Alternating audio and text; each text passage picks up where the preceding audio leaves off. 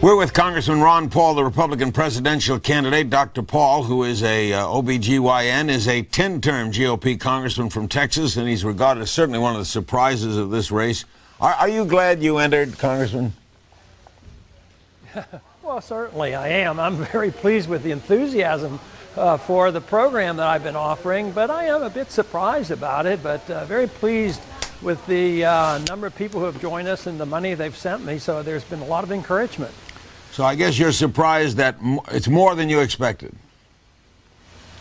Yes, I mean, I was very reluctant to do this. I didn't have any idea how many people would really want to hear about the Constitution and limited government and balanced budgets.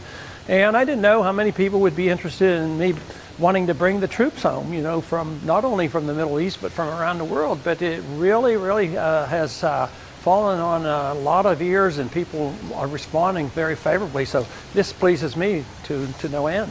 What, Congressman, are some logical expectations for Iowa? Pardon me? What are some logical expectations for Iowa? Oh, for me, I think just to do well. If we don't come, near the bottom, I think we're going to do well. Our momentum started a year ago. We weren't well known and had no money, and now we're raising money very handily and raised $20 million this last quarter. So tomorrow, we have to just do well. Come in the middle, to me, would be doing well. So I don't set any particular goals and say I have to come in first or second or I'm going to quit. The funding has been so strong that my supporters indicate that they're funding this campaign all the way up through February. So I have to plan to spend that money in the best way I can. Are the expectations about the same for New Hampshire? Well, yes, the same, but I think we'll be surprising a lot of people. I think some of the polls show us not doing that great. We're not at the top, but I think we're going to do better than the polls have shown, and I think we'll do well tomorrow, and then I think that will help build momentum for New Hampshire, and we have a real strong organization in New Hampshire. If you had to pick one key thing in all of your planks that has driven you, would it be the troops coming home? Yes, it really is. The overall, it's a foreign policy, but this plan for the war had gone on many, many years, even before this administration took office. And it has. It probably was the event that made me finally decide and go along with so many of my supporters that urged me to do this. It was the war that was going on and the lack of necessity for it, the cost in human lives, and both over there as well as our own, plus the cost financially. I mean, this country's in big trouble. I mean, the dollar's on the ropes and the standard of living is going down in this country. We can't afford medical care for people in this country. At the same time, we're spending continuously hundreds of billions of dollars overseas. We have to come to our senses and start talking about a sensible foreign policy and taking care of our people here at home. Have the major candidates in your party not addressed that? I don't think they've touched it because they've sort of been locked in. They, when we ran in the year 2000, we ran against Clinton's foreign policy, and President Bush ran on a humble foreign policy and no nation building, no policing of the world, and we condemned what Clinton has done. Now they feel like they're locked in. They can't think for themselves. They don't think in constitutional terms or what our traditions were all about. And I think it's going to hurt our party unless we wake up to the fact that the American people are tired of what's going on in the Middle East, actually tired of spending all this money overseas and being in 130 countries, 700 bases around the world. So this is an opportunity for us to start talking about taking care of our people much better here at home. What would President Paul's policy be toward Pakistan? Like it would be against for all other nations. The Pakistan mess that's going on right now is a reflection of exactly what I complain about.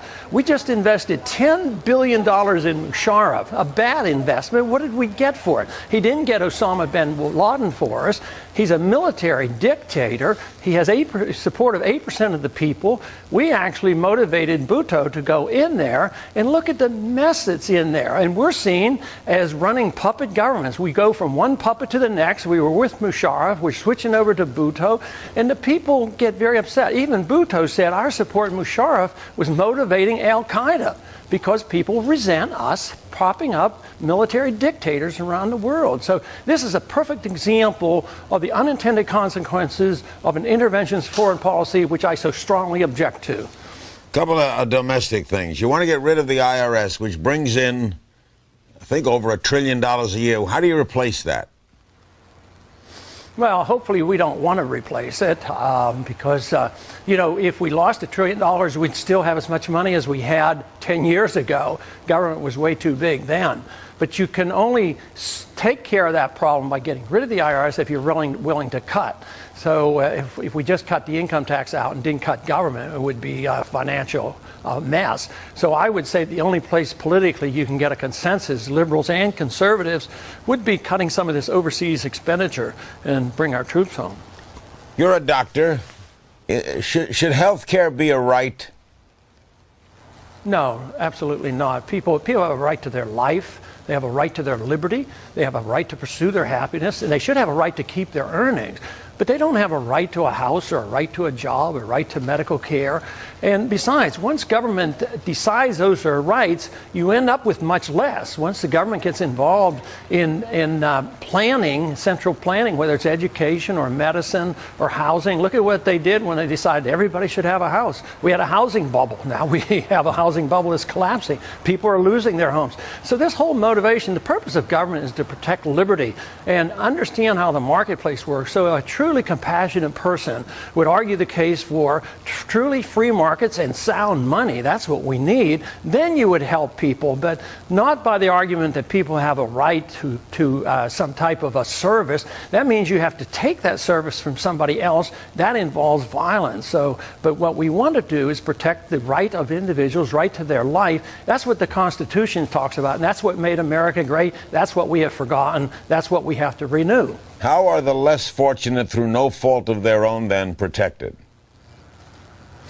But there would be a lot less of them. Today, what we're moving toward is a lot more people that are unfortunate, and nobody's going to take care of them. Today, if we continue to do what we're doing, the Social Security recipients aren't going to have anything. And now, today, we're closing down hospitals because we can't afford to care because we have corporate care. But we look back to what happened before 1965, before government got into medical care. I used to work in a charity hospital. I made $3 an hour. Nobody was ever turned away. The churches ran the hospitals. Even yet today, there are hospitals. There's a hospital in my district, which is a burn hospital, and people can still get free care. There would be so much prosperity. There would be so fewer poor people that people would be taken care of. But it's something that once you use coercion and force and the ideas of socialism, you end up getting more poverty and more people suffering and more people in need. We've just lost our faith and confidence and understanding how a free market works. That's what we have to renew.